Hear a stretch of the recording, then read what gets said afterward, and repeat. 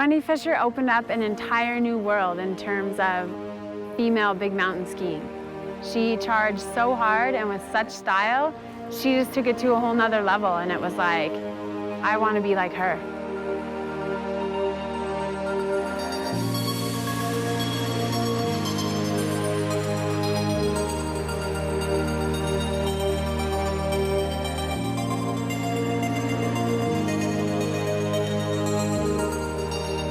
Without a doubt, Wendy Fisher is one of the greatest skiers to ever come out of the United States. Just so talented in any discipline. She pretty much ruled the big mountain free skiing scene for women from '96 right through 2004. You know, I grew up skiing, and even though I was a skier, I was a runner too. Running, as you guys know, is a great sport for so many other things. And I started running when I was in 6th grade and ran through high school. And then I made the U.S. ski team, and of course we had to be in great shape and running shape for ski racing as well. So we always had to have our mile tests and 440 and 400. And so I definitely respect what you guys are doing, and I know how hard it is to kind of stay up at the top of your level and to improve. Even though I was a skier, I'm sure we have a lot of mental things that we have in common, because being competitive takes a lot of time, energy, and commitment, and brain power, and just trying to understand yourselves better. At a certain point, you start to think too much, and you need to sometimes back off when you get caught into that. Because sometimes when you feel emotionally drained or your performance is going down, you start to think too much of trying to solve that problem. And sometimes you need to back off and give it time, and then get back into your groove or what felt great.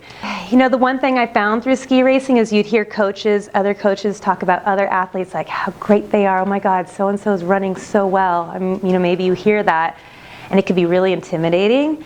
And the thing is you just got to believe in yourself, because that's what I found was happening. You know, a lot of coaches believed in other athletes, and they didn't believe in me, but I was kind of the sidebar underdog that really didn't know or care.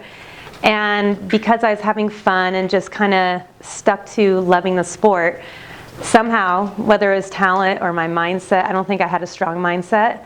So I think it was more just the carefree nature. You know, I was able to strive ahead, and I don't know if it's because I wasn't too worried about it.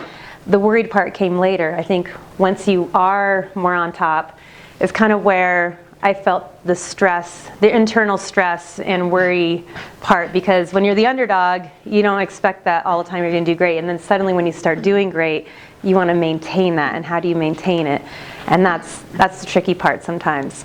If you find coaches who you really believe in, it's good and bad, because when I would be put up to a higher level with a new coach, and that coach didn't give, you know, he didn't care about me, I would kind of crumble and not do as well, and then I'd get back to the coach who really invested in me, and then I'd go back up to a higher level again. So I was always yo-yoing because of my coach.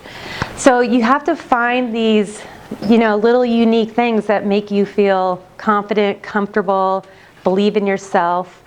And one of the things that this coach taught me is to start doing imagery more, which I didn't really do much of. And when I started really investing in imagery, which, you know, imagery for skiing is going around the gates and having the right timing and everything, but I'm sure it pays off in running.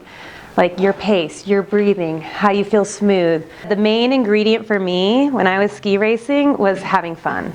And I loved the sport. I loved the training. I was super into working out.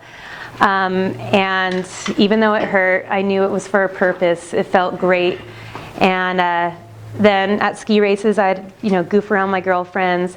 I'd make the ski team with my girlfriends, and we'd still have fun.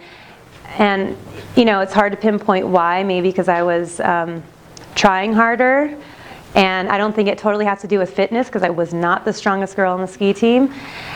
But I just think, and there's also natural talent involved, there's a lot of these things that have to come together. And I started climbing the ladder. And as I climbed the ladder, next thing I know, I was on the top, with the top tier of girls.